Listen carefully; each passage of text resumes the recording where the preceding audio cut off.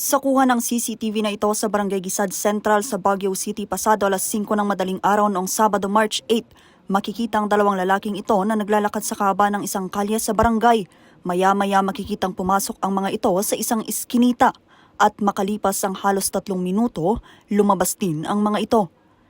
Hindi man nahagip ng kamera ang mga pangyayari sa loob ng eskinita pero ang mga sasakyan naiwan ng may mga bandalismo. Isa sa halos 9 na sasakyang nabiktima, pag-aari mismo ng kagawad ng barangay na si Kagawad Gabriel. Nung una, spray-spray lang nung Monday. Nung bumalik sila nung Saturday ng mga around 5 a.m., doon na naglagay na sila ng NPA, ganun na. At saka yun na, marami na ang napinturahan. Laking pasasalamat na lamang nito dahil naalis din ang mga sulat na ito. Kung ipapaayos pa kasi ito ay aabutin siya ng halos 13,000 pisong gastos. Bali 6.5 per panel. Kasi per panel ngayon ang Kaya 2 panel yung sa akin, bali 13,000 daw lahat yun. Kaya lang may kami na treatment na ni-spray namin, natanggal naman. Sa pagsisiyasat ng barangay sa magkakahiwalay na insidente, tila pare-parehong tao daw ang nasa likod ng mga ito. Yung spray-spray lang dito, Monday rin. Pero nung nadagdagan ng NPE dito,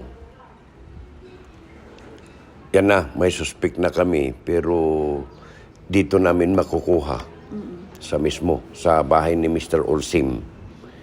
Dito ang dito na lalapit ang mukha nila doon. Dahil clear. Pero ang nila kasi, dito sa office nila ng GNT, hindi nila pwedeng panoorin yung camera doon, yung picture. Sa main office nila makikita. Dagdag pa ng barangay, hindi raw mula sa lugar ang mga hinihinalang sospek. Itong dalawa na matagal silang nung Saturday, matagal sila dito sa sasakyan yon na tatakan ng NPA. Tapos dumaan sila dito sa isang sasakyan. I-compare namin pagdating ng dito sa incident nung Monday. Baka sila na. Yan, makukuha na namin ang mukha nila. Bagamat nababahala ang mga ito para sa kaligtasan ng kanilang nasasakupan, tiniyak naman nila ang pagpapaigting ng pagbabantay dito, lalo pat may mga insidente ng basag kotseng naitala sa mga kalapit nilang barangay. Vanessa Bugtong, RNG News.